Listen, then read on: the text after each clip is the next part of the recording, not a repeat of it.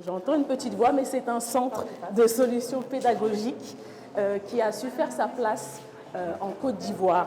Il a été fondé par Stéphanie Chibanda Barros, que vous rencontrerez tout à l'heure, en 2019.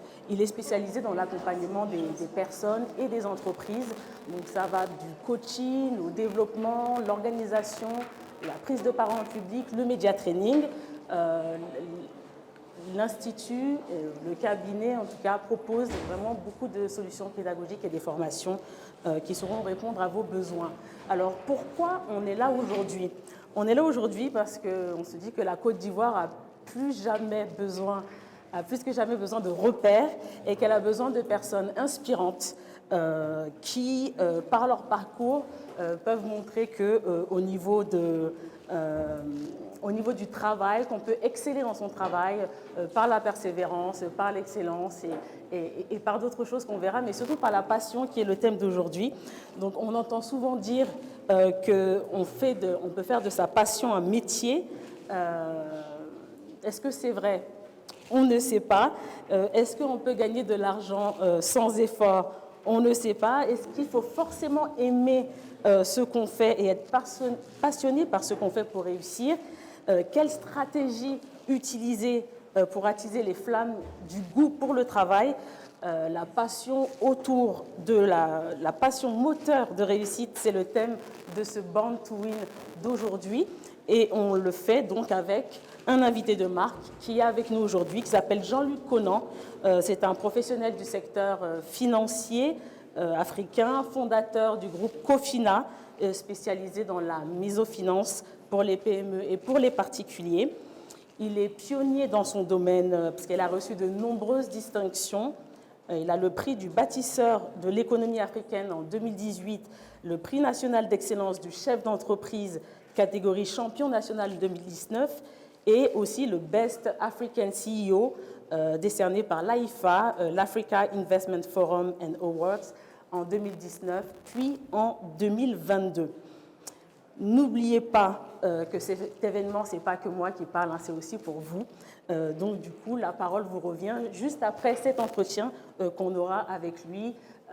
C'est une session questions-réponses qui sera d'une trentaine, voire une quarantaine de minutes si vous avez des questions. Donc notez-les bien et j'espère que ça sera très actif. Faites une ovation pour Jean-Luc Conan, s'il vous plaît.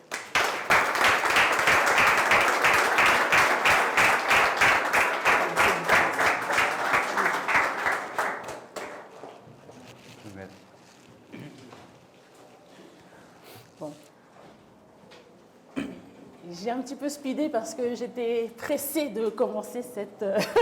Alléluia. de commencer cette interview. Merci beaucoup d'être avec nous. Merci. Et d'avoir fait le déplacement. Âgé à peine de 50 ans. Non, il ne faut pas me vieillir. Non, pas encore. C'est au mois de mars. C'est au mois de mars. La bascule, c'est dans quelques jours quand même. Laisse-moi profiter. Après, on est de l'autre côté, donc on descend chez les jeunes vieux. Donc pas encore 5 ans. Voilà. Leader donc, panafricain de la finance inclusive grâce à la réussite de Cofina, qui est donc la compagnie financière africaine. Est-ce que, juste pour commencer brièvement, est-ce que tu peux nous raconter ton parcours? Alors, ok. Je vais commencer par où? Je suis né pas très loin d'ici, en fait, en zone 4. J'ai fait mon lycée pas très loin, à Notre-Dame d'Afrique, ici à Biétry. Je venais souvent jouer ici quand j'étais petit. On a passé des super moments. Donc ça fait X années, je me souviens encore de cette maison parce que je connais, c'est la famille Richard. Et donc ça me replonge longtemps avant. Alors, typiquement, donc après mon lycée ici, j'ai débuté ma carrière en audit, cabinet Arthur Andersen, comme auditeur. Puis après, j'ai fait une carrière un petit peu classique dans la banque, BNP Paribas, Citibank, après Barclays, où je suis allé vivre au Ghana voisin, où j'ai fait ma première expérience d'expatriation dans un pays anglophone.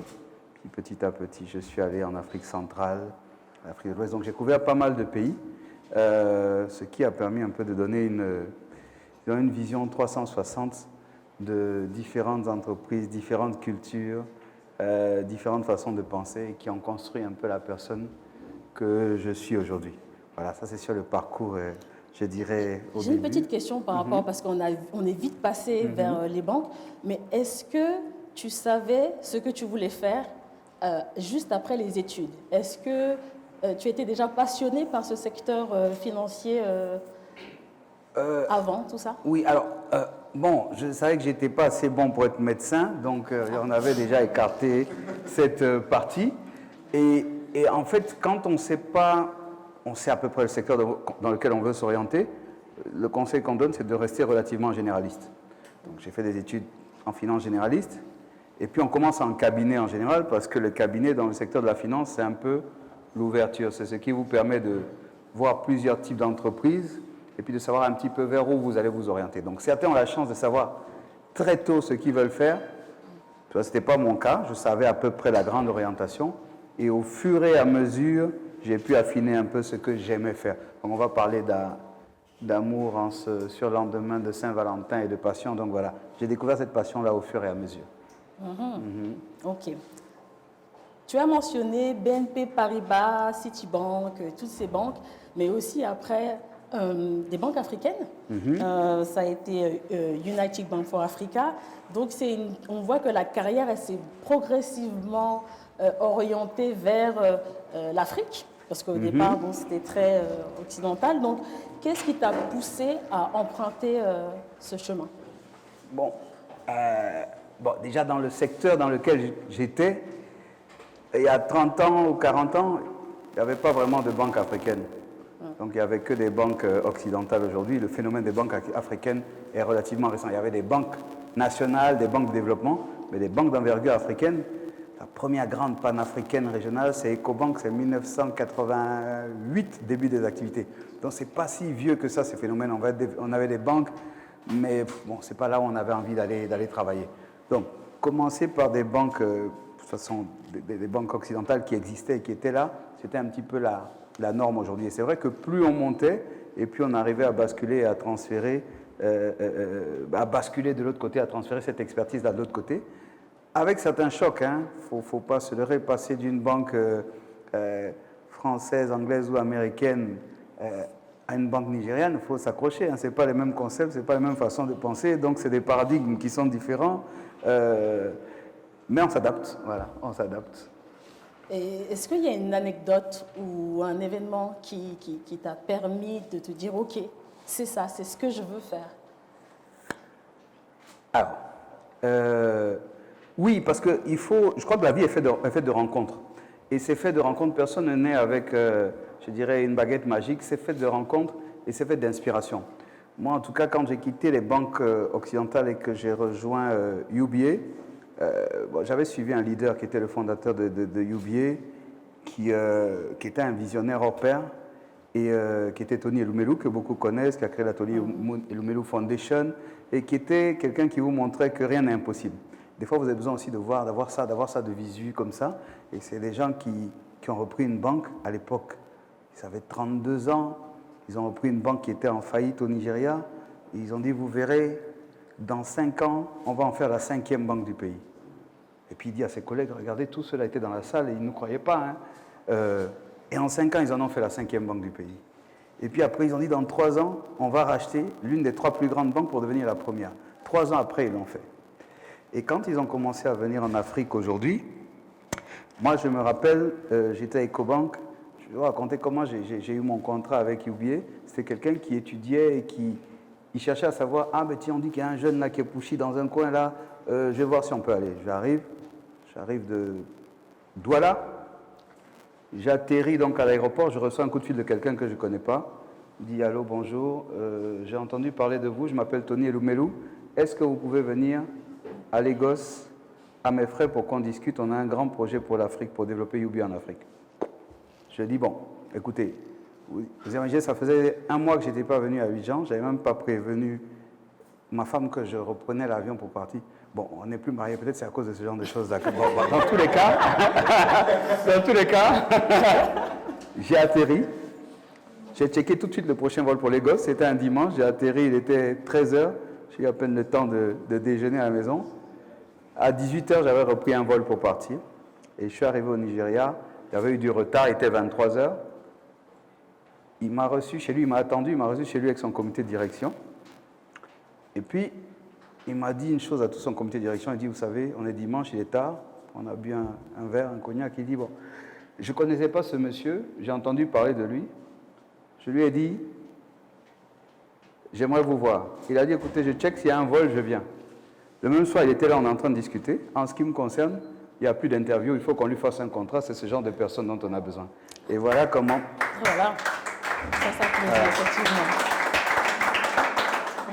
Pourquoi je raconte ça? Il y a beaucoup de jeunes, il y a beaucoup d'entrepreneurs. On dit souvent, et on va en parler tout à l'heure, c'est ton attitude plus que ton aptitude qui déterminera ton altitude. Et en fait, c'est l'exemple parfait de ce qui s'est passé. Et il ne se trompait pas parce que l'état d'esprit que tu as en faisant ça font que, Raïssa, même si tu es plus intelligente que moi, quand tu travailleras 8 heures par jour, j'en travaillerai 12 et à un moment donné, je vais te dépasser. Donc, c'est ça la réalité aujourd'hui qui va arriver. Et au-delà de l'attitude, est-ce qu'il y a d'autres compétences que tu penses avoir qui t'a permis en fait de passer au next step qui est l'entrepreneuriat ou même à peaufiner ta recherche de vocation au-delà de l'attitude? Ah oui, avec toutes ces successions là de banques. Alors j'ai un atout formidable pour être entrepreneur, c'est que j'ai un côté djoula. Donc vous voyez. Et donc, mais de façon plus sérieuse, je crois que fondamentalement, il faut avoir cette fibre-là. Il faut avoir cette fibre d'entrepreneur. Tout le monde n'est pas fait pour être entrepreneur. Tout le monde n'a même pas envie d'être entrepreneur. Il faut accepter que certains ont cette fibre-là aujourd'hui. Et si vous regardez toute la saga des entrepreneurs, c'est des gens qui ont un goût du risque, qui ont une certaine ouverture, qui vont tenter des choses et qui n'acceptent pas le statu quo. Et dans les faits, aujourd'hui, quand vous n'acceptez pas le statu quo, qu'est-ce que vous faites? Vous êtes prêt à tout perdre, à repartir, à tout perdre, à repartir. Et je crois que c'est ce qui fait l'entrepreneur. On dit l'entrepreneur, c'est celui qui se lance d'une falaise avec la ferme conviction que dans sa chute, il va se bâtir des ailes qui vont le porter. Donc si vous n'avez pas ça, malheureusement, vous ne pouvez pas être entrepreneur. Et c'est plus facile à dire qu'à exécuter. Moi, si je vous raconte l'histoire, je switch un peu, mais c'est le momentum, l'agilité. Entre le moment où on a décidé de créer Cofina, le moment où on est arrivé, vous savez, j'étais directeur général de banque. J'étais dans une belle maison, avec une belle voiture, avec 2 belles voitures, avec tout payé, avec l'école des enfants payée, et tout le monde ne comprenait pas qu'on puisse se jeter dans l'inconnu. Quand on a tout ça, aujourd'hui, les gens disent, mais toi-même tu cherches quoi? Tu es déjà DG, qu'est-ce que tu cherches? Mais en fait, ce n'était pas l'argent parce qu'on se jetait après dans l'inconnu. Et il fallait quelque part un petit peu se préparer. Donc, ça veut dire que pendant 3 ans, je me rappelle, pendant que il y avait des vacances, moi j'y allais pas, on n'y allait pas en vacances. Et ça commençait même avant, d'ailleurs, parce que vous savez, le piège des grands postes dans l'expatriation, c'est de vous habituer à des choses dont vous ne pourrez plus vous passer. Donc, quand on vous dit tu as droit à tant de milliers de dollars pour l'école de chaque enfant, je les ai tous mis dans des écoles que je pourrais payer, même quand je ne serai plus à ce poste. Parce que c'est de ça dont vous souffrez au début. Vous êtes là, vos femmes vous regardent bizarrement, tout le monde vous regarde bizarrement parce que vous avez mis tout le monde à l'aise. Donc c'est la première chose qu'il faut couper. Ensuite, il faut se préparer. Quel est le plan B? Au pire des cas, qu'est-ce qu'il fallait faire? Il y avait ce goût du risque là, mais je m'étais préparé, j'ai dit j'ai 2 ans, je peux vivre pendant 2 ans. Au pire des cas, si ça ne marche pas, je reviens sur le marché de l'emploi. N'importe quel employeur va valoriser une expérience entrepreneuriale qui a échoué. Mais il faut accepter. Et quand on a lancé l'agrément, j'ai mis tout ce que j'avais dedans. Et je me rappelle, à l'école, j'avais peut-être quelques jours de retard pour payer la scolarité. Et puis, ma fille a dit à son institutrice, vous savez, papa a dit que cette année, on n'allait pas en vacances parce qu'il n'y a plus d'argent. Donc, comme ça coïncidait avec la période où on ne pouvait pas, où j'avais quelques retards, elle a appelé ma femme pour dire, bon, si vous avez des problèmes, on peut gérer, vous savez, etc. Et quand on a déposé notre demande d'agrément, première demande d'agrément bancaire au Sénégal, ça a mis 24 mois. Pour une demande d'agrément, vous recrutez votre DG, votre DGA, votre directeur crédit, les postes clés. Vous les payez ou payez un loyer, donc 24 mois. Au bout de 24 mois, 18 mois, je dis, qu'est-ce que je vais faire? Vous vous rendez compte, vous allez voir les actionnaires avec qui vous êtes, vous dites, ben, écoute, on n'a plus d'argent, on n'a plus le loyer, on a payé les salaires, et vous êtes foutus. Donc, je suis allé en France. Le seul bien que j'avais pu acheter, je n'avais même pas fini le crédit, et je suis allé le revendre, vu qu'il avait pris une plus-value, je suis venu, j'ai réinjecté l'argent dedans, on a eu l'agrément. 2 ans après, quand on a été profitable, lors d'une assemblée générale, j'ai dit ça aux actionnaires, vous savez, voilà ce qui s'est passé, je suis allé vendre ma maison pour venir remettre de l'argent. Ils m'ont dit, mais tu aurais dû nous dire. J'ai dit, non, vous ne vouliez pas entendre ça à ce moment-là. Je sais, donc c'est ça aussi l'entrepreneur, ça demande d'avoir quelque chose qui soit un petit peu différent et de savoir qu'on peut se refaire. Ouais. Là, c'est la prise de risque. Et la passion dans tout ça. Là, la création de Cofina, c'était en 2009. Est-ce que la passion, ou pourquoi la passion, elle a été importante dans cette création d'entreprise en 2009? Elle est clé. Elle est clé. C'est bien que vous parliez de 2009, parce qu'on a débuté les activités, la première activité en février 2014. Donc, qu'est-ce que vous faites entre 2009 et 2014? On parlait du projet, on travaillait sur le projet, on faisait venir des gens dans le bus qui étaient aussi des passionnés. Il y en a qui sont sortis du bus, qui se sont découragés down the line. On a essuyé des plâtres, mais à chaque fois, on essayait d'apprendre, de se préparer, de préparer notre business model. Et ça, si on n'a pas la passion, malheureusement, on n'y arrive pas. Je ne vous raconte pas toutes les anecdotes que j'ai essuyées dessus, mais on savait où on voulait aller, on aimait ça aujourd'hui. Et je dis, on dit toujours, trouve ta passion et tu ne travailleras pas un seul jour de ta vie, en fait. Que tu sois entrepreneur ou intrapreneur, trouve ta passion. On dit, développez une habitude, documentez-vous dessus.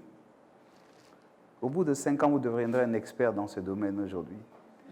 Et la réalité, c'est ça aujourd'hui. Moi, je disais à des jeunes du département des ressources humaines chez moi, qui étaient passionnés de ressources humaines, ils travaillent aux ressources humaines. Ils disent, moi, j'adore ça, c'est ce que je veux faire, je veux monter mon cabinet. J'ai dit, OK, dis-moi, donne-moi 3 entreprises qui sont des références en ressources humaines.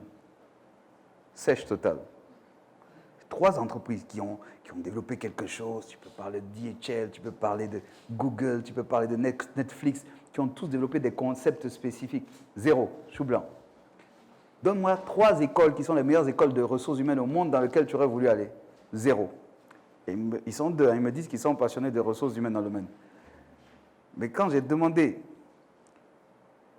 la date de naissance de Kérosène, de DJ Arafat, ils connaissaient tous. Donc ça veut dire que, quelque part, le shift de vos passions ne sont pas les mêmes. Et je demandais même la meilleure série de telenovelas, ils sauraient. Donc ça veut dire que, quelque part, il faut qu'on soit cohérent nous-mêmes avec ce qu'on veut faire. Et sans passion, on est assez dans le système même francophone, on est assez, j'ai fait comptabilité, j'ai fait finance, j'ai fait ressources humaines. Mais en fait, dans le système anglo-saxon, on swing beaucoup, on passe d'un endroit à l'autre parce qu'on considère qu'il faut juste une façon de penser. Et si on est passionné avec une méthodologie aujourd'hui, c'est fini. Dans notre métier, par exemple, où quand on signe des clauses de confidentialité, si je devais partir, par exemple, d'une de mes fonctions, on vous donne 6 mois, maximum 12 mois pour ne pas compétir dans le même domaine. Parce qu'on estime que si vous êtes sorti de notre système pendant 6 mois ou 12 mois, c'est fini, vous êtes redondant. Parce qu'on considère que le système a avancé sans vous, il s'est mis en phase, etc. Donc, il y a des gens qui arrivent, il a 50 ans, il me dit, ah oui, mais je veux venir travailler, j'ai fait des études en marketing. Je dis, non, ça, tu as fait des études il y a 40 ans. Entre les deux, là, qu'est-ce que tu as fait pour prouver que tu peux bosser dans le domaine? Voilà un petit peu ce à quoi on essaie de s'ajuster. Donc, la passion, c'est clé. Steve Jobs disait, il dit, trouvez d'abord votre passion, parce que sinon, quand les temps sont durs, vous allez abandonner, parce que vous êtes rationnel, vous êtes sain, qui a envie de souffrir? Le seul moyen de ne pas souffrir, c'est d'être passionné de ce qu'on est en train de faire. Alors, la passion, alors je ne sais pas si c'est la passion qui t'a emmené là, mais en 2022, donc là, je fais un gros bond. 2009, création de Cofina. 2022, tu te retrouves à la tête d'un consortium de pas mal de choses dont tu vas expliquer, avec à l'intérieur une marque emblématique qui est Caterpillar. Donc déjà d'expliquer un peu ce qui se passe pour les news, mais surtout d'expliquer le type de passion qui t'a poussé en fait à prendre ce nouveau challenge. Ok, ça c'est une bonne question. Je l'ai beaucoup entendu ces temps-ci. En fait, quand on a créé le groupe Cofina, on s'est dit, on va commencer par la finance, la mésofinance plus spécifiquement, et ensuite on va diversifier nos secteurs d'activité parce qu'in fine, tous ces métiers, c'est du service. La finance est un instrument au service de financer. On a une filiale dans l'immobilier aujourd'hui, par exemple. On finance l'immobilier. On a une filiale dans l'industrie, dans Caterpillar. On accompagne ceux qui veulent acheter du matériel de Caterpillar. En fait, d'où c'est venu? C'est venu du fait que, et le why vraiment, pourquoi on fait ça? Qu'est-ce qu'on a envie d'atteindre comme but? Et je crois que fondamentalement, c'est pour ça que je parle d'échec. Il y a 4 ans, on devait faire le même partenariat avec General Electric pour vendre du matériel médical aux mésocliniques. Quand les mésocliniques n'arrivaient pas à rembourser, on récupérait le matériel. On avait un contrat avec GE qui reconditionnait le matériel. Et puis on redonnait du crédit à une autre clinique qui se porte mieux pour pouvoir avancer. Même chose que Caterpillar. On ne l'a pas fait parce qu'ils ont changé de stratégie.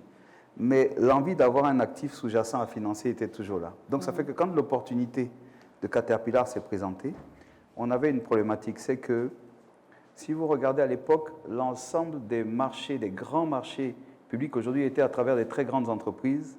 Il y avait Eiffage, il y avait Bouygues, il y avait Colas. Et puis après, ça a shifté. Ça a shifté vers des entrepreneurs plus régionaux, qui des fois même étaient dans la chaîne de sous-traitance de ces grands-là. Aujourd'hui, PFO, Pierre Facouri, c'est une grande multinationale, mais locale, mais PFO n'est pas une multinationale. Donc, ça a shifté. Et il y avait un groupe d'entrepreneurs, j'en vois même qui sont là, mon grand frère là, il est là, Jean-Jacques, qui ont raté systématiquement tous les appels d'offres internationaux parce qu'ils n'avaient pas les moyens d'acheter du matériel neuf et le matériel d'occasion qu'ils achetaient ne remplissait pas les normes environnementales. Donc, ils étaient exclus. Donc, on s'est dit, si on arrive à pouvoir combiner cette marque avec des offres financières suffisamment adéquates, on pourra doter des entrepreneurs sous-régionaux d'une capacité de pouvoir compétir dans ces appels d'offres et avec le crédit. Donc, voilà un peu le lien qui s'est mis en place aujourd'hui. Et aujourd'hui... Mais pourquoi toi? Alors, pourquoi toi? Je vais te dire, quand Caterpillar arrive, c'est une transaction tellement énorme qu'il recherche, il voit qui peut absorber cette transaction.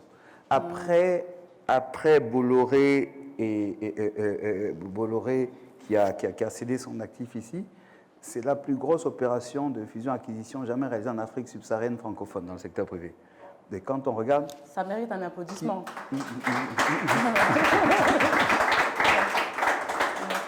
Donc, quand on a regardé, ben, c'est pas compliqué, personne ne pouvait la faire. Personne ne pouvait la faire seul, donc il fallait s'asseoir et réfléchir. Au début, moi j'accompagnais même Caterpillar pour trouver des personnes qui pouvaient aller. Et comme beaucoup de personnes très fortunées chez nous sont un peu politiques et que ça ne colle pas avec le KYC, donc le gâteau se réduisait. Et in fine, j'essayais de pousser Cat pour un de mes partenaires qui avait une surface financière plus importante pour pouvoir faire le deal. Au bout de 3 mois, ils m'ont dit non, finalement, c'est avec toi qu'on veut travailler. Je dis bon, ok, on va regarder maintenant comment on peut structurer un montage pour pouvoir faire cette acquisition. Entre le début, on commençait à 3 ans et maintenant, la valeur de la boîte a doublé. Donc, il fallait encore une autre problématique. Ce qu'on avait même du mal à financer avait encore grandi. Donc, on est allé chercher un partenaire dans le Golfe, un distributeur Caterpillar, qui est venu se joindre à nous pour donner plus de muscles à la structure et puis se mettre dedans pour pouvoir financer. Et comme quand vous faites les choses bien, ben on vous reconnaît quelque part, le pool de banquiers qui étaient ici localement, régionaux, Maurice et tout ça, qui avaient confiance en moi, se sont mis avec moi aussi. On dit que si c'est toi, on y va. Donc maintenant, on a réussi l'acquisition. Maintenant, il faut que je souffre pendant 7 ans de tout rembourser, sinon je suis sur la paille. Vous voyez, donc l'affaire de l'entrepreneur... dans ce témoignage, au-delà même des financements, bien sûr, mais il y a aussi le personnage. J'ai l'impression qu'au-delà de la passion ou des compétences, il y a aussi le profil qui collait. Oui, il y avait le profil. C'est un tout, hein, vous savez, c'est un tout. Il y a un profil, on scanne votre profil, on scanne les casseroles que vous pourriez avoir, on scanne d'où vous venez aujourd'hui, on essaie de checker votre moralité, c'est un tout. Donc, des fois, comme je dis, j'étais pas nécessairement, c'était pour toutes, là, c'est 11 pays de la sous-région, donc j'étais pas nécessairement, on a scanné des entrepreneurs dans toute l'Afrique subsaharienne francophone. Et puis bon, il y a un événement un phénomène qu'il ne faut pas négliger, c'est la main de Dieu, hein? C'est tout. Mais selon toi, alors, pour réussir, est-ce qu'il suffit juste d'être passionné, comme tu l'as été? Est-ce qu'il faut être compétent? Ou est-ce qu'il faut les deux? Est-ce qu'on peut choisir ou est-ce que... Il faut les deux. Il faut les deux, mais l'un ne va pas sans l'autre. J'ai envie de dire, vous pouvez difficilement être compétent sans être passionné. Moi, je connais des gens qui étaient tellement brillants, mais le talent qui n'est pas accompagné par l'effort, ben, il dépérit petit à petit aujourd'hui. Si moi, quand je vais chez mon médecin, spécialement, j'ai très peur des dentistes, je vais chez mon dentiste, j'essaie de lui poser quelques questions. La dernière fois où il s'est formé, c'est quand? Parce que si tous les 6 mois, tous les 1 an, il ne se recycle pas, vous avez un arracheur de dents qui arrive aujourd'hui. Donc, et quand vous voyez même dans le matériel dans lequel il a investi, si il est en formation permanente ou bien... Et donc ça, c'est hyper important. Donc, il faut les deux. Il faut la passion des deux aujourd'hui. Et je disais toujours, et ça, je vous fais un clin d'œil à vous, à Stéphanie, je disais, vous savez, la formation, elle est permanente, elle est continue. Il n'y a même pas 30% de la formation aujourd'hui qui se fait en présentiel, en allant dans un bureau, etc. Donc, se former autrement, là, c'est venir, c'est emmagasiner de la compétence, c'est savoir où on va aller chercher quelque chose. Aujourd'hui, on a une université du savoir qui est vraiment Internet, pour peu qu'on nous donne des guidelines pour pouvoir y aller. Donc, moi, je pense franchement qu'il faut cette passion-là. Et ce n'est que comme ça qu'on arrive à se transcender, à se développer aujourd'hui. Et moi, je suis un fervent avocat de ça parce que 80% de ce que j'ai appris, je ne l'ai pas appris sur les bancs, je l'ai appris en côtoyant des gens et en tirant à chaque fois un petit peu de quelque chose aujourd'hui pour pouvoir avancer. Et ça, c'est crucial. On a beaucoup, tout à l'heure j'ai fait le tour, on a énormément de jeunes entrepreneurs dans la salle. Et en Côte d'Ivoire, on voit beaucoup de gens qui vont justement à se former autrement, mais qui sont à la recherche d'emploi, qui ont besoin aussi de PEPS, ou aussi beaucoup d'entrepreneurs qui sont à la recherche de financement. Il y a une étude qui est sortie, il disait que 8 PME sur 10 ferment au bout de 3 ans dû au manque d'accès au financement. Alors, quels conseils tu pourrais leur donner? Comment ils pourraient se différencier, se démarquer? Est-ce qu'il y a des stratégies que tu as utilisées pour vraiment avoir ce goût du travail lors de ta création d'entreprise? Ok. Je crois que la première chose, il faut trouver ce qu'on aime. Il faut trouver ce qu'on aime. Et c'est comme ça qu'on va...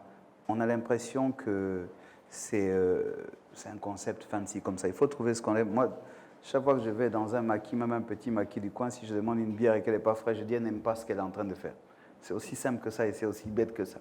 Okay? Et c'est à ça que ça va déterminer comment elle avance, comment elle va faire tout le reste et comment elle va se développer. Il y avait un petit restaurant quand je suis arrivé à Cofina où je suis allé déjeuner et qui m'a dit « Ah, mais je ne comprends pas, les banques n'accompagnent pas les entrepreneurs, etc. » Je dis « Bon, je suis assez surpris, mais l'affluence que je vois dans votre restaurant là, le midi, ça m'étonnerait, mais enfin, passez à l'agence. Je ne dis pas qu'on va vous donner un crédit, mais sur ce que je vois, je pense que si on regarde vos comptes, c'est sûrement possible. » Arrivé, on a regardé les comptes, premier financement, deuxième financement, troisième financement. Aujourd'hui, il a créé le Grand Saacan, le Mondial, il a créé le Norima, il a créé son service traiteur. En 4 ans, on a vu complètement transformer la structure. C'est quelqu'un qu'on connaissait ni d'Adam, ni d'Ève. Donc, Grain de Soleil, quand ils sont arrivés et qu'ils cherchaient, c'était les premiers à offrir un programme bilingue, mais à prix abordable, qui n'était pas le coût de... Quand elle est arrivée aujourd'hui, formidable entrepreneur Herbert, passionnée de ce qu'elle faisait, tous les financements rubis sur l'ongle. Aujourd'hui, elle n'a plus besoin de nous, c'est les banques plus importantes qui l'accompagnent. Mais je veux dire, pour moi, là, c'est très clair aujourd'hui. Je dis toujours, c'est la passion. Et tout cela avait quelque chose en commun. Ils étaient passionnés de ce qu'ils faisaient aujourd'hui. Ils étaient passionnés réellement du métier qu'ils faisaient. On dit toujours, si vous venez juste pour gagner de l'argent, on dit celui qui privilégie son confort matériel à la satisfaction du travail bien fait, bientôt il perdra les deux. Donc, et ça, forcément. Et donc, le conseil que je peux donner, en tout cas, réellement, à tous les jeunes, là, c'est d'abord de trouver sa passion. Trouver sa passion, persévérer dans sa passion. Et dites-vous bien que ça va être dur, ça ne va pas être simple, mais justement parce qu'on aime, on va persévérer. Mais que, in fine, tous ceux qui ont créé ces grands groupes ou ces multinationales n'étaient pas des gens plus intelligents que vous. C'était juste des gens qui étaient passionnés, qui étaient résilients. Et vous avez vu, je ne vous ai pas raconté le 10e des problèmes qui se sont passés, mais déjà vous pouvez imaginer que ce ne sera pas un long fleuve tranquille. Donc il faut déjà être prêt à tomber. Et j'aime toujours dire dans l'expertise, quand on parle de passion et développer l'expertise, vous savez la différence entre l'entrepreneur et l'aventurier. On dit l'entrepreneur, c'est celui qui met un petit peu de son argent de côté, peu importe aujourd'hui. Même celui qui arrive sans rien n'est pas un entrepreneur. Il va arriver, il va mettre sa maison à disposition, il va mettre un bien à disposition, il va mettre un peu d'argent, il va débuter, il va venir, venez me donner de l'argent pour continuer. Il connaît 70% du trajet pour pouvoir y aller. Parce qu'il s'est documenté, il a essuyé des plâtres, et il vous embarque. Les 30%, là, c'est le reste, c'est ce qu'il va apprendre au fur et à mesure du journey. Comme je dis, même si on est, aujourd'hui, on a un maquis et qu'on est braiseur de chouga, je suppose qu'on doit connaître un petit peu la viande, savoir la différence, savoir où s'approvisionner. Et puis là, ça vous donne quelque chose qui est formidable aujourd'hui. Donc il connaît et il se dit que les 30%, il va les apprendre au fur et à mesure de son trajet. L'aventurier, c'est le contraire. Il a une idée, il connaît peut-être 30% au maximum de ce qu'il va faire, et puis il vous embarque, il dit que les 60%, les 70%, il va les découvrir down the line. Tu ne veux pas suivre un aventurier? Bon, voilà. D'autres conseils à donner aux gens qui sont ici présents? Alors, il faut commencer, il faut se préparer, comme j'ai dit, il n'y a pas de bonne ou de mauvaise stratégie. Sachez que ça va être dur, sachez que quand il y a Moi, dans les BP, toujours, quand je prévois un scénario du pire, je sais qu'il y a encore pire derrière, mais ça, à la limite, c'est comme ça qu'il faut le prévoir. Et puis, il faut, je dis toujours, rêvons grand, mais commençons petit. Je vais vous donner une anecdote. On finançait un programme, un petit programme pour des micro-entrepreneurs au Togo. C'était des entrepreneurs dans le secteur de la couture. Il se passait à Lomé. C'est un programme où on vous formait d'abord pendant 2 mois. On vous demandait de venir à vos frais. On vous formait pendant 2 mois. Et quand vous avez fini, au bout de 2 mois, il leur donnait 500 000 pour pouvoir acheter la machine à coudre et puis un petit peu de matériel pour pouvoir avancer. Et on a remarqué un profil à l'intérieur de ça. Première chose, sur la cohorte de 100 personnes, il y avait à peu près la moitié qui abandonnait avant les 2 mois. Avant même le premier mois. Au 2e mois, il n'en restait que le tiers. Pourquoi? Parce qu'ils veulent l'argent, mais venir souffrir, trouver un parent chez qui s'asseoir dans une autre ville et tenir des cours pendant 1 an sans être payé, pendant 2 mois sans être payé, déjà, vous avez éliminé une partie. Ensuite, ceux qui avaient commencé à penser, je vais prendre des locaux, qui avaient déjà dépensé dans des loyers qui n'étaient pas chers, une partie pour leur loyer, etc., ont fait faillite aussi. Ceux qui ont réussi, ont tenu toute la cohorte, sont allés se mettre dans un local qui ne leur appartenait pas, des fois même travaillaient dans des endroits qu'on appelle remote, ont mis tout leur argent dans leur machine et dans leur stock. Ils n'ont pas mis dans des autres éléments fancy aujourd'hui. Et ça vous donne une idée de l'état d'esprit de l'entrepreneur. Si on a pu tenir 24 mois quand on a commencé Cofina, c'est parce que les projets et le concept de projet aujourd'hui, on n'avait même pas de bureau, on était assis c'est le salon, l'endroit, la salle de jeu de mes enfants qui avait été transformé en bureau aujourd'hui. Tout le monde, toute l'équipe projet qui arrivait habitait à la maison, on appelait la maison l'auberge espagnole.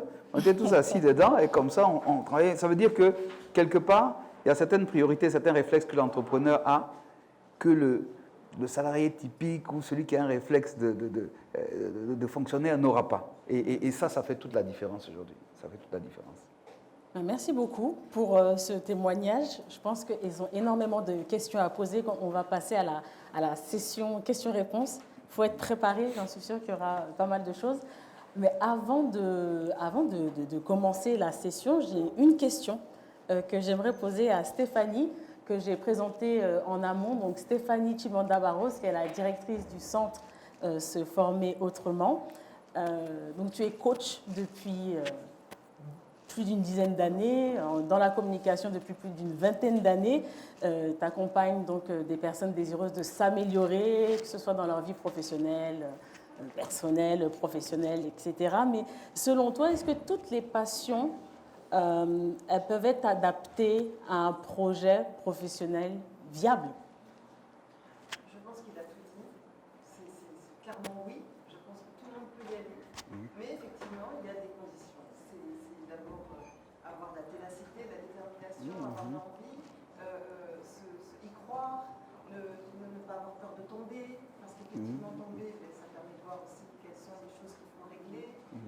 C'est plein d'ingrédients qui permettent d'y arriver, mais en aucun cas ne pas aller plonger dans ses rêves. Je pense que ce serait dommage de ne pas y aller.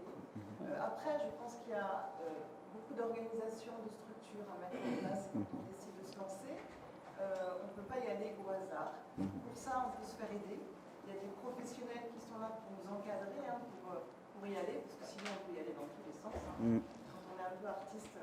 merci beaucoup. Quand on est un peu artiste, on peut aller vraiment dans tous les sens. Et c'est bien que de savoir qu'on peut être aidé par des professionnels dans le milieu de la finance et bien d'autres, connaître son marché, le marketing, etc.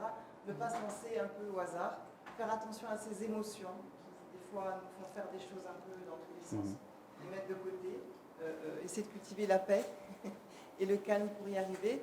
Et tu as dit quelque chose de très important, c'est la main de Dieu, qui pour moi, je pense sans aucun doute, me permet d'aller au-delà de beaucoup de choses. Et je pense à des personnes à qui on a dit, tu n'y arriveras jamais. À qui on a dit, tu n'es pas à la hauteur d'eux. À qui on a dit, ton projet, c'est nul, ça vaut rien, laisse tomber. Et qui se sont malgré tout enfermés. Et tu as parlé de Steve Jobs, on peut parler de Disney, on peut parler d'Elon Musk, qui ont eu le monde entier contre eux tous, et qui malgré tout ont dit, je lâcherai rien. Tu veux pas, j'aime ça, et j'irai jusqu'au bout de mon rêve. Et je pense que ça aussi, c'est un ingrédient majeur. Y croire, avoir la foi, et ne jamais se laisser abattre et impressionner par ce qui se passe autour de soi. Voilà, c'était ce que je voulais ajouter. Merci. Merci beaucoup. Alors, une question pour Jean-Luc Conan. Ah oui, c'est vrai, j'oubliais. Mes excuses. C'est vrai qu'on est suivi en ligne parce qu'on est filmé et transmis sur les réseaux sociaux. Une question de l'internaute. Donc, pourquoi faut-il de la passion pour réussir? On y a déjà répondu, mais on va quand même honorer l'internaute. Oui, non, je dis toujours, ça demande tellement de résilience, tellement de sacrifices, tellement d'investissement que si on n'est pas passionné, comme je dis, personne n'aime souffrir en fait. Donc si vous n'êtes pas bien, vous allez abandonner parce que vous êtes rationnel, vous êtes sain d'esprit. Donc si vous n'aimez pas ça, vous n'avancerez pas. Et je pense qu'il faut aimer ce qu'on fait. Et juste pour corroborer ce que Stéphanie disait, ça c'est très important, je voulais rebondir dessus parce qu'il y a beaucoup d'entrepreneurs ici. En général, quand on est entrepreneur, c'est qu'on est quelque part un créatif, on est quelque part un peu artiste dans son domaine aujourd'hui. L'association que vous allez faire, nous, combien de pitch on a, et puis on voit le génie qui est là. Mais le génie, nous on avait fait des tests il y a même pas 6 mois, on a fait une stratégie session à Cofina, on était à la Baie des Sirènes, on nous a dressé nos profils psychologiques à chacun. Et c'est fou, quand vous voyez un carré, l'autre voit un rond, et vous ne comprenez pas. Ben en fait, en fonction de ce que vous êtes en train de bâtir, des fois vous avez besoin de vous associer. Parce que moi j'ai un super artiste qui nous fait aujourd'hui tout ce qui est, il est excellent en cuir, en bagagerie en France, mais à un moment je l'appelle et mes amis quand ils arrivent d'Europe, ils viennent, je dis écoute, maintenant tu arrêtes, toi tu es dans le beau, ces gens gagnent 100 fois plus que toi, à chaque fois on négocie tes prix, donc trouve quelqu'un qui peut travailler sur cette partie-là du prix, Parce que lui, il est dans la créa, dans la beauté, il ne voit pas. Donc il faut vraiment trouver son âme sœur, son yang aujourd'hui. Vous êtes complètement différents, vous allez vous chamailler, mais in fine, si vous n'avez pas ça, vous irez dans un sens, ou même dans tous les sens, et l'autre est là pour vous canaliser. Donc il faut vraiment se trouver aujourd'hui à l'intérieur. Ça, c'est important. Très important. Ben, merci. L'importance de l'association, des personnalités aussi, d'avoir les bonnes personnalités dans l'équipe. Qui a une question pour Jean-Luc Conan? Ok. Donc, madame, il faut prendre le micro. Bonjour JMD. Bonjour. Kenza Mbofo, staff Finel. Finel. Oui. Depuis combien de temps? Un mois, bon, on va dire 2 mois.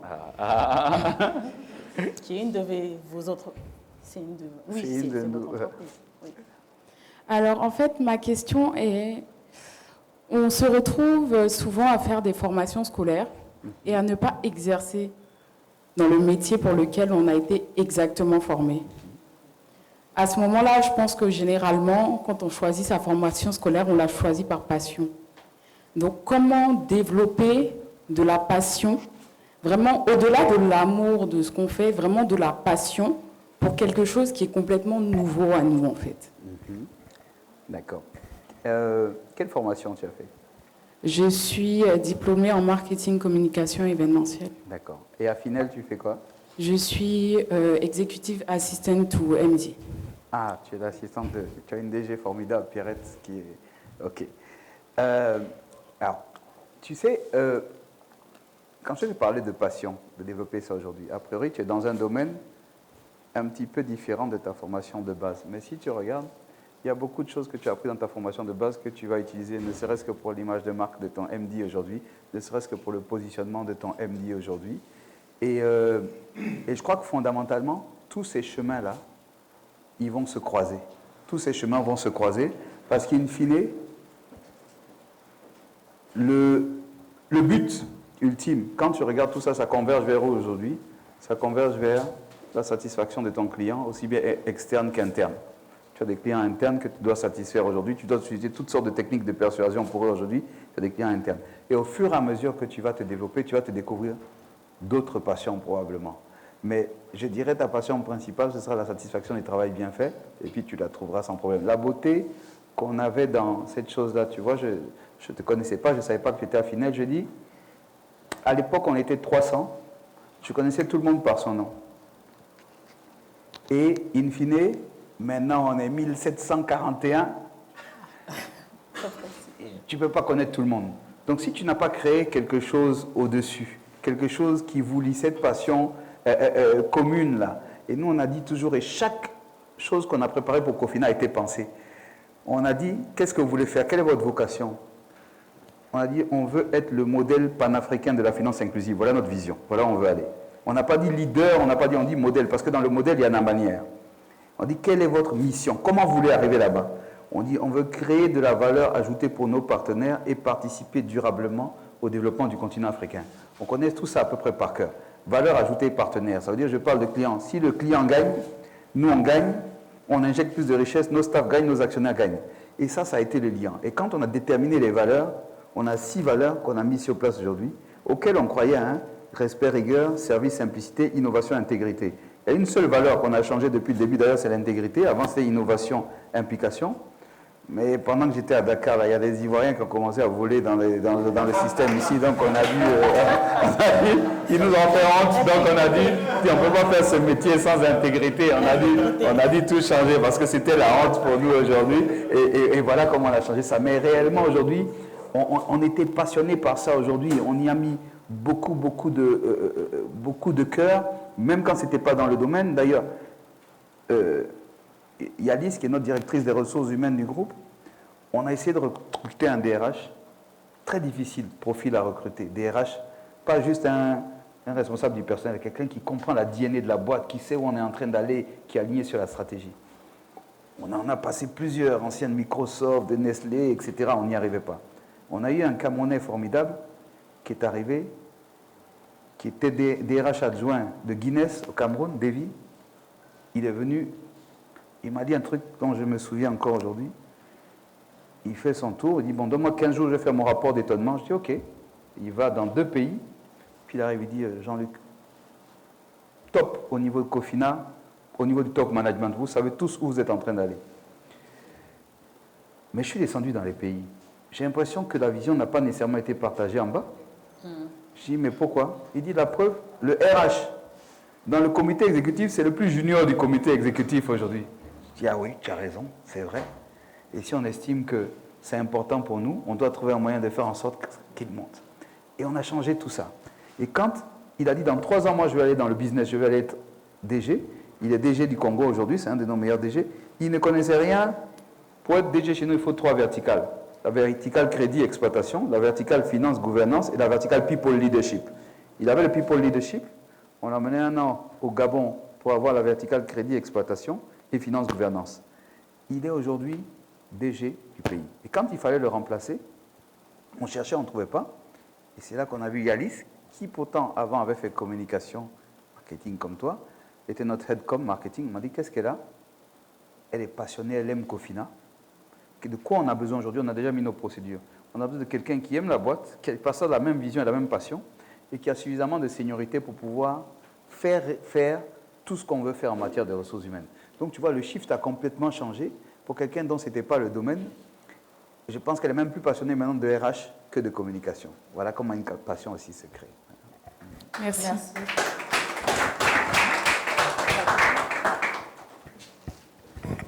Bonsoir.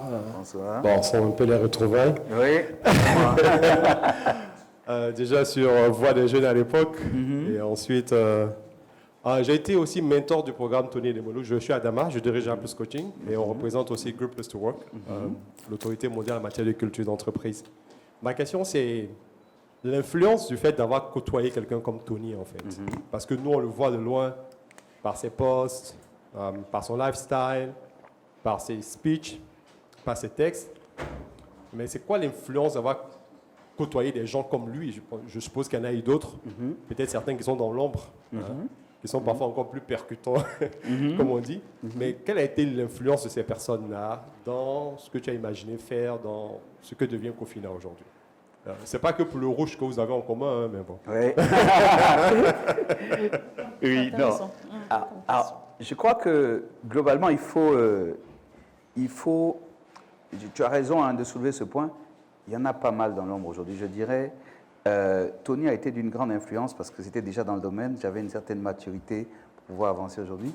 Mais depuis l'enfance, vous rencontrez aujourd'hui des rôles modèles qui vous font évoluer.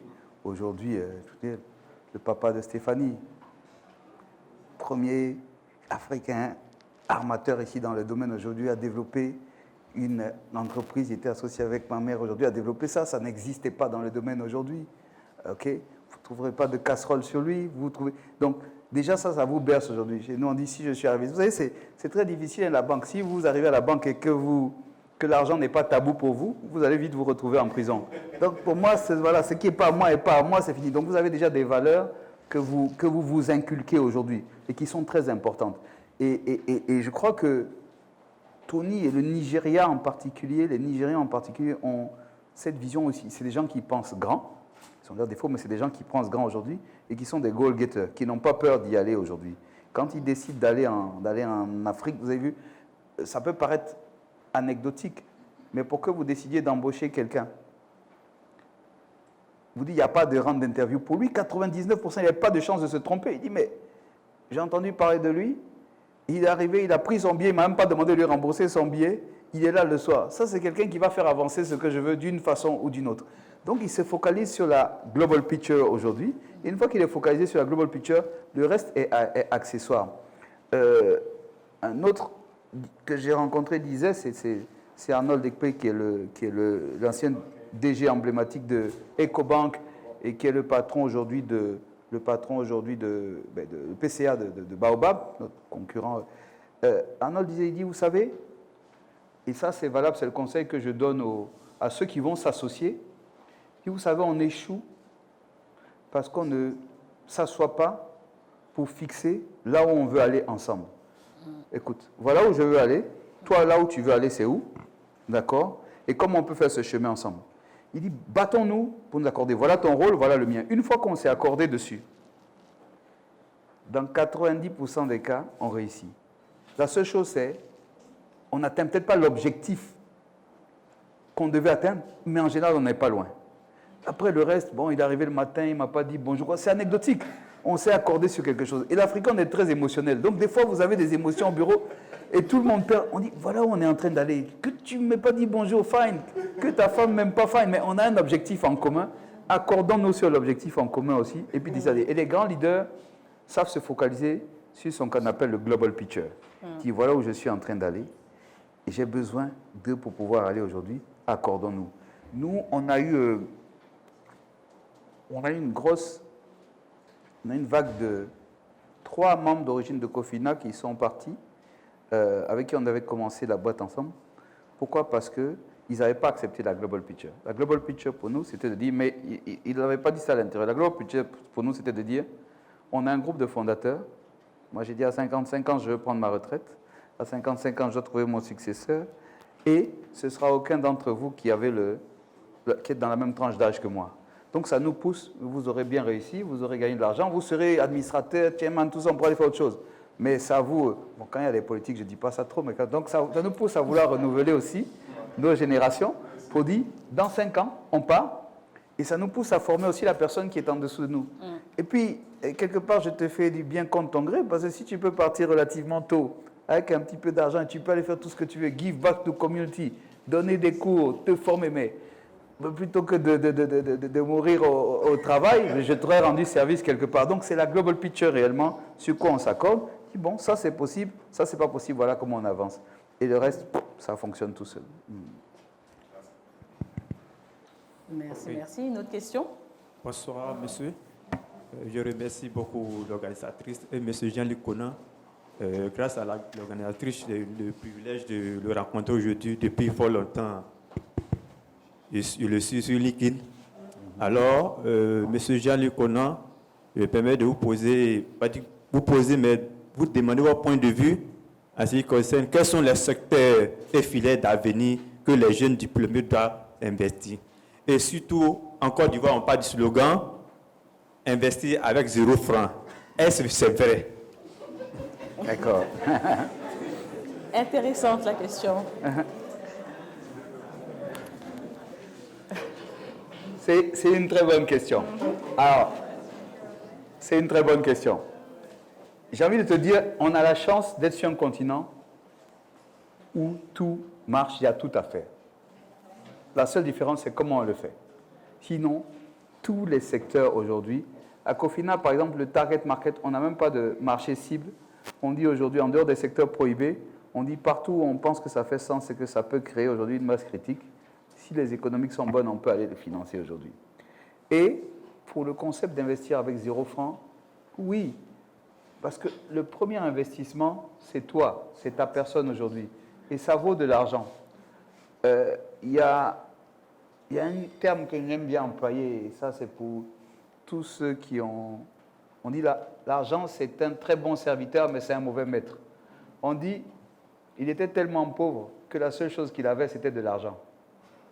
Donc, tu vois un petit peu ce que ça veut dire. Ça veut dire que tu as une idée, tu as un concept aujourd'hui, tu as pris ton temps pour te développer dessus. Même si toi, tu n'as pas d'argent et qu'il faut, parce qu'il faut quand même de l'argent pour débuter, tu trouveras probablement quelqu'un d'autre qui a de l'argent à côté pour pouvoir y aller. Et Dangote, quand Dangote a commencé, il a commencé avec un prêt de $3 000 de son oncle. $3 000 pour bâtir le groupe de l'homme le plus riche d'Afrique aujourd'hui. Au bout de 6 mois, il a remboursé. Ça veut dire que ce n'était pas l'argent qui était le vrai problème. Combien de gens ont eu des sommes 100 fois supérieures, ont tout perdu? C'était l'homme avant tout. Il avait son concept, il savait où il pouvait aller aujourd'hui. Et la preuve, quand tu investis aujourd'hui, moi je vais souvent les week-ends à l'île Boulay, passer le week-end. Je me suis rendu compte que le principal banquier de l'île là-bas, c'est Valdez ou bien c'est Rodrigue, c'est les maquis. Ils vous connaissent tous, vous avez tous une ardoise de crédit là-bas. Mais ils ne donnent pas crédit à tout le monde. Il y a des gens avec qui il a développé cette relation de confiance. La même chose dans le village. Le premier banquier, c'est le boutiquier. Ça veut dire que tu peux même prendre chez lui si tu es crédible, aller développer toi-même ton activité de retail et venir lui rembourser après. C'est investir avec 0 franc aujourd'hui. C'est parce que tu as créé une relation de confiance avec lui. Donc c'est possible. Les secteurs d'avenir, je crois qu'il avait parlé de quels sont les secteurs d'avenir. J'ai dit tous, pas tous les secteurs Tous les fonctionnent secteurs. aujourd'hui. Tout le monde est passionné aujourd'hui par en fait les nouvelles technologies. Mais les nouvelles technologies, en fait, c'est un accélérateur, c'est un enabler. Ça veut dire que quand vous décidez d'avoir votre taxi aujourd'hui Yango, ben c'est parce qu'il y a une appli qui permet d'accélérer, de pouvoir connecter tout le monde ensemble. Quand vous décidez d'avoir votre Uber, c'est la même chose aujourd'hui. Donc quand on décide aujourd'hui de pouvoir, la technologie permet de créer l'effet d'accélération, la scalabilité, comme on dit. Mais le sous-jacent lui-même, ce n'est que du service. Vous savez, quand vous prenez les telcos aujourd'hui, on dit qu'il y a des produits et services, et il y a des canaux de distribution. Les télécoms sont juste des canaux de distribution. Ça permet d'accélérer. Si je veux vendre, je peux toucher un plus grand nombre. Mais votre business, le sous-jacent, là, ce n'est pas la nouvelle technologie aujourd'hui. La nouvelle technologie, c'est l'enabler qui permet de le rendre beaucoup plus large. Donc souvent, on a tendance, j'ai dit, les secteurs de base restent aujourd'hui les secteurs les plus porteurs. Même si vous avez aujourd'hui votre plantation où vous devez faire du bio pour pouvoir l'envoyer, c'est le canal de distribution de la technologie européenne de distribuer plus longuement, mais le sous-jacent, ça reste quand même votre produit bio qui est en dessous aujourd'hui, votre terre, votre agriculture. Donc pour moi, tous les secteurs ici sont rentables. Trouvons cette passion-là et vous verrez que ça ira tout seul. D'études. Ouais. Quelles études faire? Quelles études? Ouais. Parce que je dis, tout va mener à Rome aujourd'hui. Qu'est-ce que vous voulez faire? Quelle est votre passion? Et quelle étude vous allez utiliser pour soutenir votre passion aujourd'hui? On a parlé de, je ne veux pas faire les études, mais on a parlé de, si vous vous souvenez de l'histoire de Steve Jobs aujourd'hui, il a arrêté en milieu même pas en milieu de scolarité, en début de scolarité, parce qu'il ne trouvait pas ce qu'il recherchait dans les études formelles aujourd'hui. Il faisait de la programmation, il se formait dessus, et il a pris un cours de calligraphie. C'est ce cours de calligraphie-là qui lui a permis de créer le Macintosh, là, parce que quand ils sont arrivés, c'était l'appareil, le iPhone, l'appareil qui avait le design graphique le plus beau. Mais il savait ce qu'il aimait, il connaissait sa passion. Il a laissé toutes les fioritures à côté, il s'est concentré sur sa passion aujourd'hui, et c'est comme ça qu'il est arrivé là. Merci. Une autre question?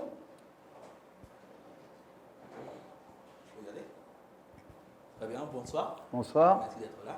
Merci. Donc, moi, je suis Max Fusco et je suis l'ancien directeur d'une société française ici et j'ai beaucoup apprécié votre introduction, surtout le côté CEGT en espoir avec les ailes, parce que je suis un petit peu en train de prendre le même pas. Et je vais rebondir sur 3 points. Déjà, David Bakom Zekwa, je le connais très bien. Donc, je suis bien content d'entendre les éloges que vous lui donnez. Mon premier rebondissement, c'est en vous écoutant, chaque fois que vous parlez de Cofina, vous dites en parlant des débuts. C'est clair, je crois évidemment que vous l'avez monté avec un groupe. Donc, ma question c'est, comment est-ce qu'on choisit au premier jour son partenaire de fonction, mais aussi son partenaire financier? Mon follow-up question, mon autre question. Une question. Ouais, ça va dans le même sens. Ça va dans le même sens. Ok, donc je peux laisser. Vraiment dans le même sens. Parce que si on dit qu'on prend celui-là comme partenaire financier comme ça, la question c'est quel est le bon moment pour prendre le partenaire financier qui rejoint un petit peu sa question du zéro lancement. Par rapport à la... Enfin, quel est le bon moment pour prendre le partenaire financier? C'est peut-être ça les 2 questions que je veux. Merci. Merci. Alors, très bonne question. Fondamentalement, je dis qu'on a passé beaucoup de temps à trouver les partenaires avec qui on devait travailler. Et ça a commencé par les collègues qu'on a accepté de mettre dans le bus pour se mettre avec nous aujourd'hui. C'est une alchimie importante. Si vous la ratez, vous avez raté une bonne partie, une bonne partie de votre aventure entrepreneuriale. Il faut que vous soyez complémentaires, il faut que vous soyez compatibles, il faut que vous partagiez les mêmes valeurs. Et ça, c'est très important. Sinon, je peux vous garantir que, et nous, on a même vécu avec des actionnaires dans un pays, dès que, vous pouvez encore vous entendre dans la galère, mais dès que l'argent commence à arriver, vous reconnaîtrez même plus ce que vous avez en face de vous si vous ne les avez pas bien choisis. Et donc, tout ce que vous avez bâti, au moment où vous êtes en train de consolider, vous le détruisez complètement parce que, justement, ça va descendre. Et ça, je pense que c'est hyper important de les choisir dès le début, de prendre le temps de se pratiquer et au fur et à mesure, si vous ne le sentez pas, on appelle ça la petite voix. Si vous ne le sentez pas, ne le faites pas. Parce que c'est une perte de temps vous allez passer vos temps à vous disputer dans les tribunaux plutôt qu'à avancer, à travailler sur votre cause commune. Donc, quand je dis on, oui, on est un groupe qu'on a choisi, qu'on a mis en place aujourd'hui, et il faut que quelque part vous soyez suffisamment faire dès le départ. Moi, j'ai été dans le groupe, j'étais celui qui a apporté le capital au début, dans le groupe des fondateurs. Mais on est 6, les 6 sont actionnaires aujourd'hui du groupe. Je vais donner ce qu'on appelle des actions gratuites aujourd'hui, parce qu'ils sont venus avec moi, ils ont partagé justement pour parler du business à zéro investissement, ils ont donné plus que de l'argent, parce que l'argent qu'on a mis au début n'a rien à voir avec la valeur de la boîte aujourd'hui. Mais ça, il faut être suffisamment faire. Et vous allez avoir progressivement des démonstrations de votre probité aujourd'hui. Ce qui fait que, et je me rappelle, on a commencé, on n'avait pas de salaire, on s'est mis avec les gens. Certains, en fonction de la situation familiale, il y en a qui touchaient un demi-salaire, un quart de salaire. Dès qu'on a commencé à marcher, on a fait un rattrapage du différentiel entre ceux qui devaient gagner et ceux qui ont gagné. Et là, ma DGA aujourd'hui du groupe, Marema, c'est celle qui tient le groupe, puisque moi, je suis sur plusieurs fonctions maintenant. Elle m'a répondu, elle m'a dit, Jean-Luc, c'est la première fois que je reçois de mon employeur quelque chose qui n'était pas écrit dans mon contrat. Ça vous crée tout de suite un lien. Vous pouvez venir faire ce que vous voulez là. On ne va jamais se séparer aujourd'hui. Parce que vous avez eu, au fur et à mesure du temps, la capacité à démontrer que vous allez partir. Idem, quand on a fait le deal Caterpillar, c'était un deal intuitif personnel. Je préférais perdre le deal plutôt que de ne pas le faire avec mes collègues. J'ai dit, oui, je suis majoritaire, mais ceux qui étaient avec moi seront avec, parce que si vous avez dû me voir, c'est parce qu'on était ensemble. Quand vous avez créé ces liens-là, qu'est-ce qui peut vous séparer aujourd'hui? Donc, c'est partager les mêmes valeurs et vous verrez que vous n'êtes pas trompé. Donc, si vous vous trompez, c'est plus compliqué. C'est plus compliqué. Alors, est-ce qu'on a du temps pour d'autres questions? Je sais qu'il y en a d'autres. Bonsoir Jean-Luc. Comment tu vas? Bien, très bien. Écoute, j'avais une question à te poser parce que j'ai cru comprendre que on arrive à la cinquantaine, dans 5 ans c'est la retraite. Est-ce que la passion a un contentement? Passion a un contentement. Est-ce que la passion a un contentement?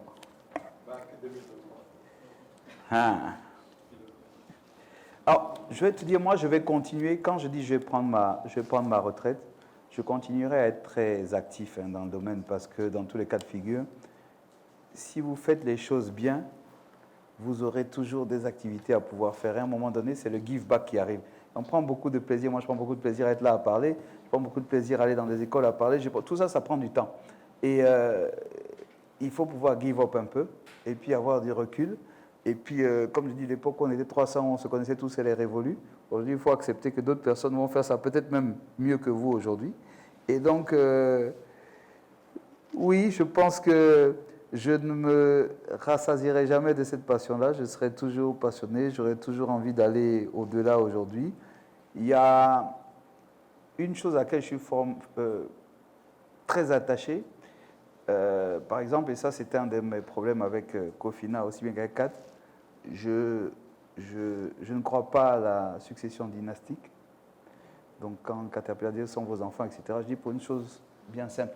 Mes enfants, comme les enfants de mes autres collègues, tout le monde va apprendre à gérer un patrimoine. Ils ne vont pas nécessairement apprendre à être des opérateurs dedans, parce que peut-être même que ça ne les intéresse même pas, ils veulent aller faire autre chose.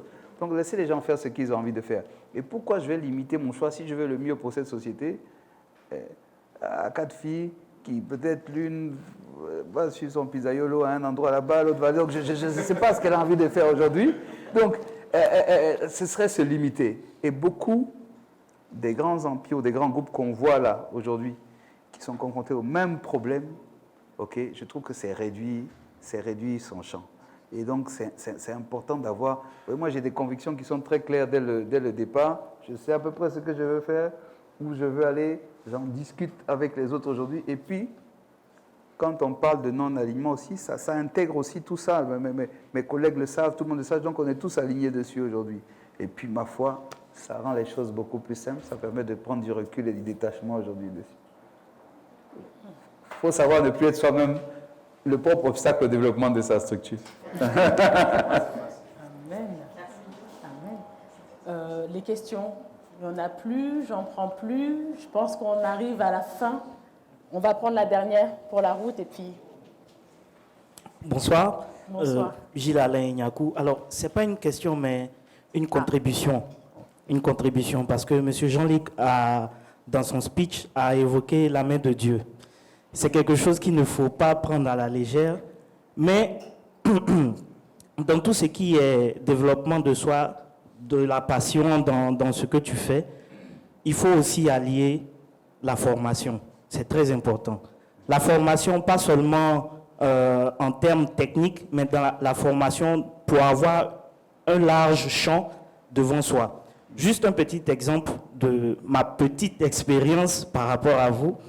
En 2017, quand j'ai commencé ma carrière en tant que stagiaire,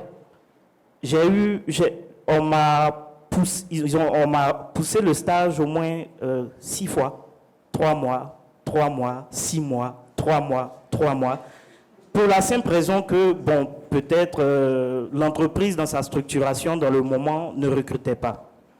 Alors, au lieu de me décourager, je me suis assis. J'ai pris tous les livres parce que c'était une usine de gaz, j'ai pris tous les livres qui attrayaient à cette usine-là, je les ai tous bossés. Aujourd'hui, je suis sorti de la boîte parce que j'ai eu une autre opportunité ailleurs, mais on m'appelle en tant que consultant là-bas. Aujourd'hui, il n'y a pas plus tard que 3 heures de temps, on vient de me donner la gestion des actifs offshore de cette boîte. Mais pourquoi? Parce que quand j'ai rencontré les difficultés, au lieu de me braquer, j'ai plutôt cherché à savoir qu'est-ce qu'il y a. Comment est-ce que les informations disponibles peuvent me permettre d'avancer? Et je savais que, in fine, ils allaient venir un jour se tourner vers quelqu'un qui avait la parfaite connaissance de leurs installations. Donc la passion, oui, parce que j'ai toujours voulu cela, mais au-delà de tout, malgré tout ce qui peut arriver, il faut se former. Parce que tant que tu n'as pas cette information, tant que tu n'as pas l'information ultime, je crois bien que Dieu ne peut pas te permettre de passer à un autre niveau. Un commentaire? Un commentaire? Ouais. Un commentaire? Non, j'adhère à 200%. Tu es passionné. Oui. C'est parce que tu étais passionné que tu t'es paluché tous ces livres-là pendant tout ce temps. Tu n'as pas seulement dit, bon, Dieu vient moi en aide et puis je vais avancer. C'est bien cela. Alors, tant que tu n'as pas l'information, parce que je pense qu'on évolue par palier, mais tant que tu n'as pas eu ce qui va te permettre de passer à cet autre palier, Dieu va toujours te laisser à ce niveau-là. Et à toi de chercher, mais quelle est cette information dont j'ai besoin? Donc à toi de faire tous les efforts pour avoir cette information et passer au niveau supérieur. Merci voilà. beaucoup pour la contribution. Je vais demander peut-être à Stéphanie Chibanda un petit mot de la fin, un tout petit mot de la fin pour clôturer avant le cocktail. Le mot de la fin, déjà, c'est de dire merci. Merci beaucoup, Jean-Luc, d'avoir pu être avec nous. Merci au nom de la famille Chibanda, d'abord. Et puis au nom de toute l'équipe qui s'est battue pour ce moment. Je remercie le professeur Dosso d'être à nos côtés et qui sera donc à ta place très prochainement, le 23 mars prochain, voilà, pour parler de leadership féminin, pour parler de son parcours. Donc on est très honorés aussi de la recevoir aujourd'hui et la prochaine fois. Voilà, donc merci. Merci Jean-Luc. Merci beaucoup. Merci à tous. Je vous invite...